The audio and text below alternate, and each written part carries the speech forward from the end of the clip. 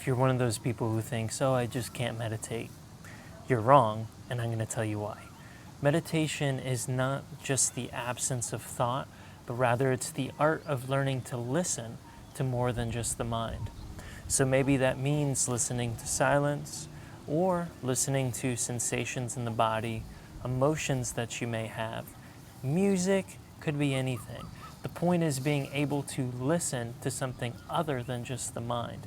And you don't do this by focusing on what you think meditation is not, which is usually, oh, I shouldn't be thinking, I shouldn't be thinking.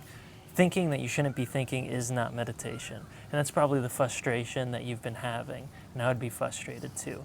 Meditation instead is just listening to something else. And when you're able to put your focus into something else, you're able to achieve a greater sense of peace, and accidentally you realize that your thoughts have ceased and you're able to focus on something else. And what's interesting about learning to listen to things other than the mind is you end up discovering limbs that you didn't know that you had. So our physical limbs we use to manipulate physical space, but we also have energetic limbs that we can use to manipulate the energy of the spaces around us, not just within ourselves, but within our environment and within our lives. We're able to manipulate the energy. In doing so, we also create an extrasensory perception of reality that gives us a better base and understanding of what is actually happening. So for example, if an event happens, you have one camera angle and you discover a second camera angle, you're able to have a better sense of what actually occurred. The same is true with our perceptions. If we're using more than our traditional six senses, then we're able to get an extra perspective of reality that gives us a better sense of what is going on and how reality itself actually functions. And even better than just being able to shift energy, with meditation you can also shift time. Now, this sounds quite esoteric, but just bear with me and hear me out. You can make subtle shifts in your own time stream through meditation by accessing your past selves and your future selves. So for example, if you're accessing your past self, you're able to heal things that maybe you've been carrying with you for a long time. And that doesn't just affect the past, but of course it affects your present, it affects your sense of peace. And the same is true with accessing your future self too. By accessing your future self, you're able to gain wisdom that you probably didn't have access to otherwise, that you're able to apply to your current present reality and your present life. Meditation is also an incredible tool for focus. So the more you learn to shift and listen to things other than the mind, you're also changing your relationship to how you listen to the mind.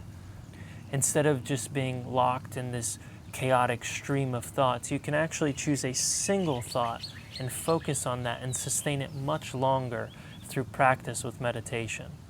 And by being able to sustain a single thought, you achieve greater focus, greater output, and in general greater follow-through on some of the great ideas that you probably have, but maybe get interrupted by other ideas or other obligations and you forget all about them. Another great benefit of meditation is a spiritual buzzword called downloads. Now what downloads actually are accessing wisdom that is in the general field of consciousness, but is outside of yourself. And just to make a very simple, concrete example, a phenomenon that is well documented is the phenomenon that inventions happen all over the world, generally at the same time. So one person in India may invent something at the exact same time that somebody from the United States invents it, without any communication between one another. And this has been documented well before globalization, meaning that it is not something that is a product of accessing the same articles and the same ideas, but instead accessing something in the greater field of consciousness that is available to all. I have my own personal example of this with the meditations that I teach. All of the meditations that I teach come from personal experiences that I've had that are intimate, alone in my room, just meditating. From there, I bring them into the world. I've found many people are teaching the exact same meditations that I am, and it's not because they were necessarily listening to my meditations or anything like that, but instead that we're all tapping into the same general idea in the field of consciousness in the same way. It's an idea that is ready to be birthed into the world, similar to those inventions that we just talked about.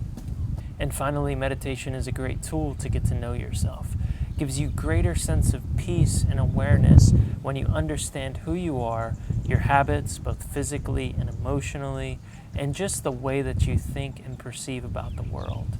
Once you're able to see those things crisply through meditation, you know what to expect from yourself, and additionally, you know what you would like to work on or change.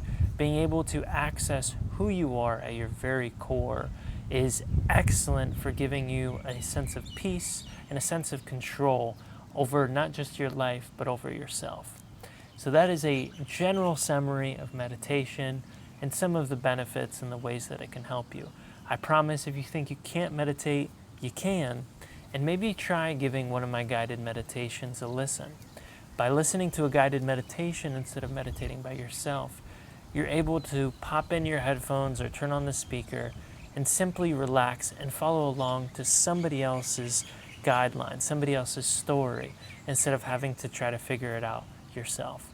So I hope this video supports you, and I hope the guided meditations support you as well. Wherever you are in the world, whenever you are in the world, hope you have an amazing, beautiful day. Thank you.